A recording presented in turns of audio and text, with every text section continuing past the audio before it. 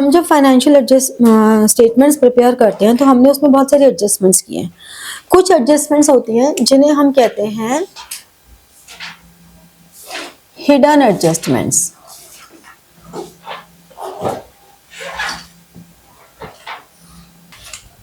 Hidden adjustments का मतलब क्या हुआ, वो हमें डायरेक्टली नीचे जो एडिशनल इंफॉर्मेशन है वहां पे गिवन नहीं होती है, वो हमें ऑटोमेटिकली उसमें से देखनी पड़ती है। जैसे कि अगर ये ट्रायल बैलेंस तुम्हें दिया हुआ है, इस ट्रायल बैलेंस में ये हमारी डेबिट साइड है और ये क्रेडिट साइड के बैलेंसेस हैं, ठीक है। यहां पे डेबिट बैलेंसेस में दिया है 10% investments 1 lakh, 6% fixed deposits with bank of Baroda 50,000। फिर यहां पे लिखा है 12% लोन 1 लाख, ऐसा कुछ लिखा है। इसी के साथ हमें यहाँ पे लिखा हुआ है interest on investment 4,000, interest on fixed deposits 1,000 और यहाँ लिखा है इंटरेस्ट ऑन लोन 3,000। बस यही है, इसके अलावा हमें कोई इंफॉर्मेशन और गिवन ही नहीं है। तो इस तरह में इन्हें हम कहेंगे हिडन एडजस्टमेंट्स। कैसे हिडन है, हमें ऑटोमेटिकली देखना है कि अच्छा इन्वेस्टमेंट्स 10% है, तो यानी कि 10% इन्वेस्टमेंट पे हमें कितना, 1 लाख पे 10%, 10,000 का इंटरेस्ट मिलना चाहिए था। हमें 10,000 का इंटरेस्ट मिलना चाहिए था, हमें मिला कितना है लेकिन 4,000। तो जो हमारा प्रॉफिट एंड लॉस अकाउंट होगा उसमें हम लिखेंगे बाय इंटरेस्ट ऑन इन्वेस्टमेंट कितना, 4,000 और एड एक्रूड 6,000, क्योंकि टोटल हमें 10,000 का इंटरेस्ट मिलना चाहिए था, जिसमें से हमें सिर्फ 4,000 ही मिला है, ठीक है। तो अगर 4,000 मिला है तो बचा हुआ 6,000 हमारा एक्रूड है। तो जब हम बैलेंस शीट बनाते हैं तो उसमें असेट साइड पे लिखेंगे एक्रूड इंटरेस्ट ऑन इन्वेस्टमेंट 6,000। तो जैसे कि एडजस्टमेंट्स 2 जगह आती हैं, तो 2 जगह आ गई एडजस्टमेंट्स, ये 6,000 की वैल्यू 2 जगह आ गई, ट्रायल बैलेंस का एक आइटम एक जगह आ गया। लेकिन हमें ये खुद ही देखनी पड़ेंगी एडजस्टमेंट, इन्हें हिडन एडजस्टमेंट्स कहते हैं, ठीक है। अब ऐसे कि 6% फिक्स डिपॉजिट है, 50,000 पे 6% 3,000, यहाँ पे कितना है 1,000, तो हम यहाँ पे क्या लिखेंगे, by interest on fixed deposit 1,000 add accrued 2,000 3,000, ठीक है। तो यहां पर आ जाएगा accrued interest on fixed deposit 2,000, ठीक है, क्लियर हुआ। यहां पे लोन पर आ जाओ, 1 लाख पे 12%, 12,000 इंटरेस्ट हमें पे करना था, हमने पे कितना किया है, सिर्फ 3,000। तो हम यहाँ डेबिट में 2 interest on loan 3,000 add outstanding 9,000 12,000 हो गया। ठीक है, और ये लायबिलिटी हो गई। आउटस्टैंडिंग इंटरेस्ट ऑन लोन 9,000, और बाकी जो ये इन्वेस्टमेंट्स और लोन हैं ये बैलेंस शीट में तो एज इट इज आएंगे, जैसे कि 10% इन्वेस्टमेंट्स, ये तो हम बैलेंस शीट में शो करते ही हैं पूरी की पूरी, 1,00,000। फिर 6% फिक्स डिपॉजिट विद BOB कितना है, 50,000। 12% लोन, ये आइटम्स तो इनकी बेसिक नेचर है तो उस हिसाब से हम शो करेंगे ही, लेकिन ये एडजस्टमेंट्स हमें कहीं लिखी हुई नहीं मिलेंगी। हम सोचेंगे अरे एडजस्टमेंट्स तो लिखी नहीं है तो हम क्यों करें, नहीं, ये हिडन एडजस्टमेंट्स हैं, इन्हें करना ही होता है। आपको कुछ भी नहीं मेंशन तब भी करना होता है, ठीक है। चलो देखो, तुम्हें इसमें डाउट्स है ना बैड डेब्ट्स वाले एंट्री में। देखो बैड डेब्ट्स में क्या होता है, जो प्राइमा फेसी है बिल्कुल ओरिजिनली, बैड डेब्ट्स अगर ट्रायल बैलेंस में है तो प्रॉफिट एंड लॉस की डेबिट साइड पर आता है, ठीक है। बैड डेब्ट्स अगर एडजस्टमेंट में है तो प्रॉफिट एंड लॉस की डेबिट साइड आएगा, और बैलेंस शीट में से असेट साइड पर जो डेटर्स हैं उसमें से माइनस होगा, ठीक है, क्योंकि हमारे लिए एक तरह का लॉस है। तो हमारी जर्नल एंट्री क्या होती है, bad debts account debit to debtors,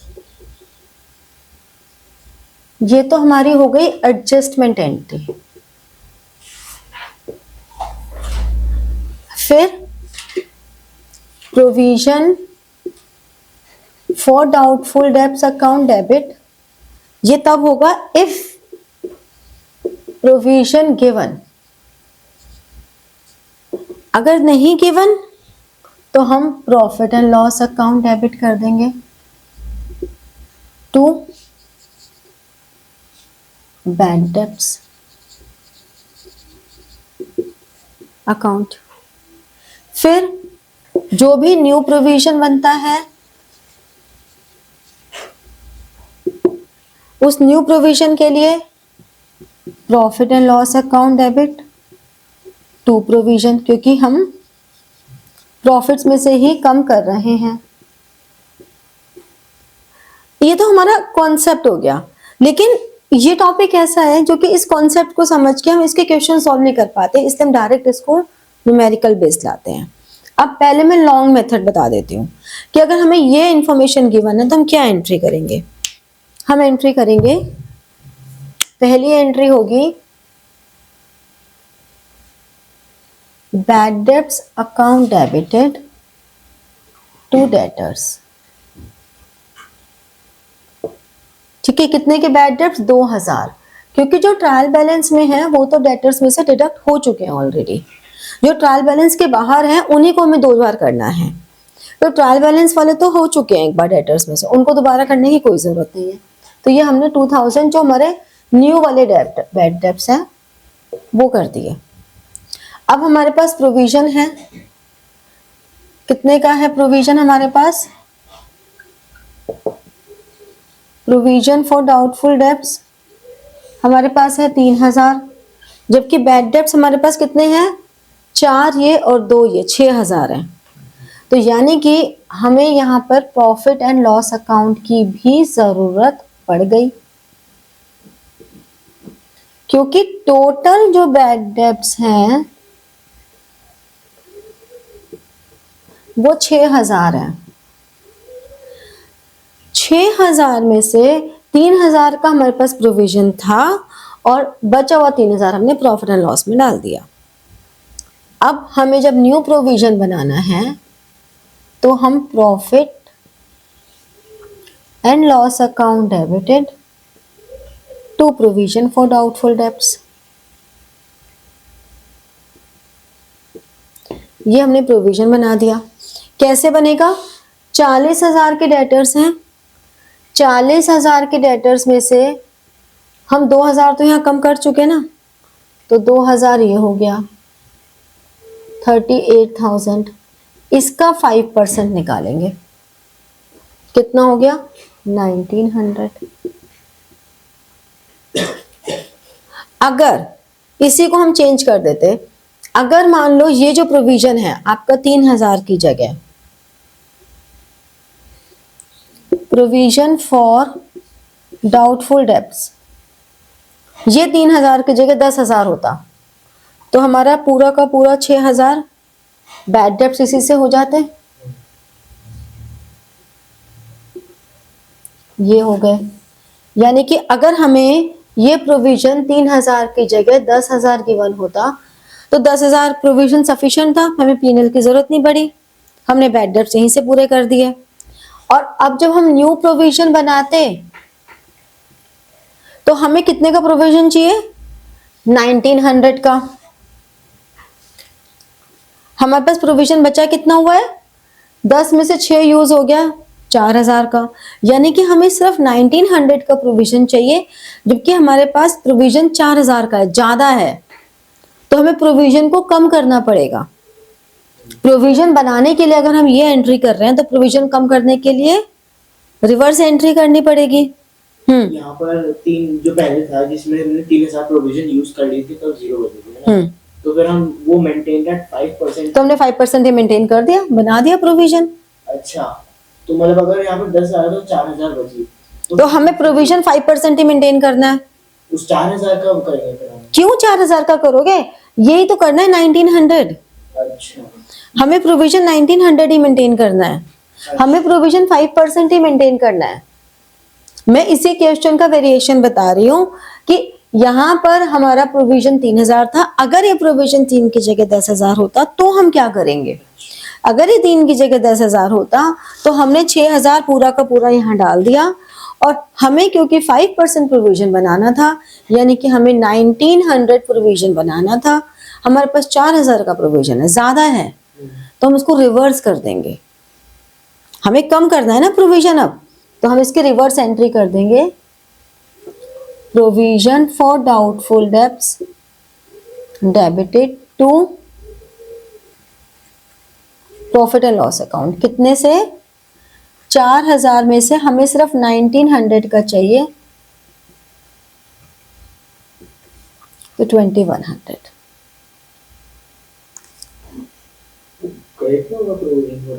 बेटा हम जब प्रोविजन बनाते हैं तो क्रेडिट हो रहा है ना, अब हम प्रोविजन कम कर रहे हैं तो फिर डेबिट होगा ना, रिवर्स, मैंने कहा ना रिवर्स करेंगे हम। समझे, कॉन्सेप्ट समझ में आया ये वाला, थोड़ा थोड़ा आया, क्वेश्चंस करोगे तो और भी आ जाएगा, एक बार नोट कर लो।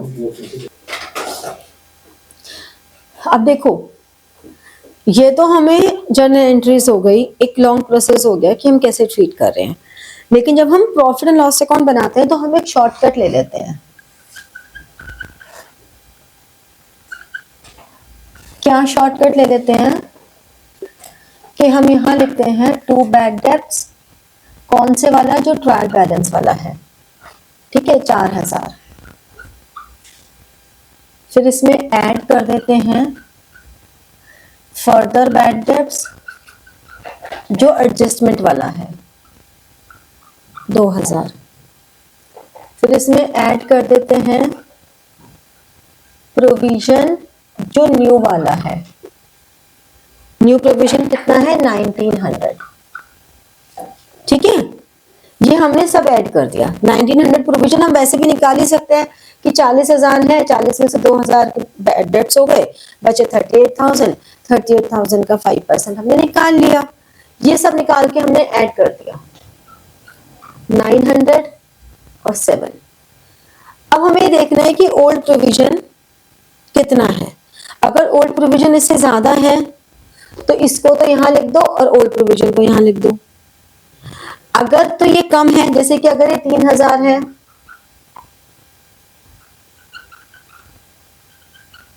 ओल्ड वाला, तो ये 4900 हो गया। लेकिन अगर यही चीज हमारे कुछ ऐसे होती कि टू बैड डेट्स हमने लिखे 4000, 2000, 1900। अब हमने देखा ये तो 7900 है, जबकि न्यू प्रोविजन तो 10, ओल्ड प्रोविजन तो सॉरी 10,000 है। तो हम क्या करते हैं, पूरा 7900 यहाँ लिख देते हैं और by provision for doubtful debts हम लिख देते हैं 10,000, क्योंकि हम यहाँ पे नेगेटिव फिगर शो नहीं कर सकते ना प्रॉफिट एंड लॉस अकाउंट में। तो अगर तो वैल्यू कम है तो यहाँ लिख दिया। ये अल्टीमेटली वही रिजल्ट आ रहा है। देखो इस वाले केस में 3000 ये डेबिट हुआ और 1900 ये डेबिट हुआ, 4900 डेबिट हो रहा है, ये 4900 डेबिट हो रहा है। लेकिन हमसे अगर मांगा जाए कि जर्नल एंट्रीज करो तो हमें सारी चीजें पता होनी चाहिए, बट हम लोग ये वाला शॉर्टकट ले सकते हैं, इसके कहीं कोई नंबर नहीं करते हैं। ठीक है, ऐसे ही इधर भी तुम देखो तो अल्टीमेटली उतना ही फर्क पड़ा, 79 और 10,000, 2100 क्रेडिट साइड पर आ रहा है प्रॉफिट एंड लॉस अकाउंट के, ये 2100 क्रेडिट साइड आ रहा है। ठीक है, अब दो जगह जब दिखाना होता है तो बैलेंस शीट में कैसे दिखाएंगे,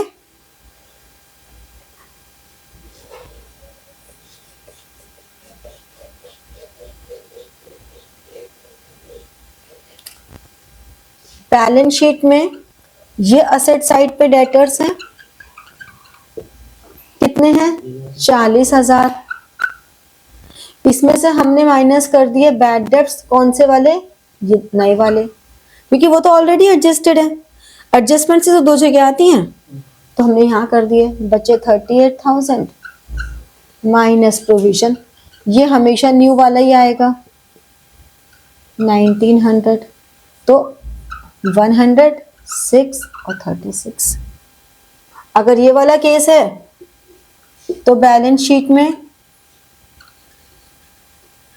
डेटर्स 40,000 माइनस 2000, 38,000 और 1900 एग्जैक्टली सेम आएगा, इससे कोई फर्क ही नहीं पड़ा।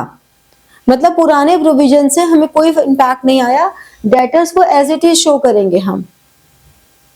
ठीक है, समझ में आया यहां तक।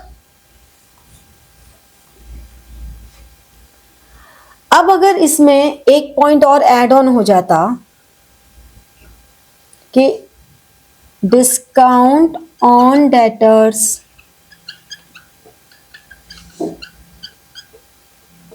प्रोवाइडेड एट 1%, तो अब हम क्या करते हैं, 1% किसका लेते, 36,100 का, यानी कि हम ये कह देते कि 36,100 लेस डिस्काउंट 361, और प्रॉफिट एंड लॉस अकाउंट में to discount on debtors 361। Simple, सब कुछ देने के बाद, क्योंकि लॉजिकली सोचो, जो हमारे बैड डेब्ट्स हो चुके उनके लिए हम प्रोविजन थोड़ा ना बनाएंगे, इसलिए हमने पहले बैड डेब्ट्स माइनस किए फिर प्रोविजन बनाया।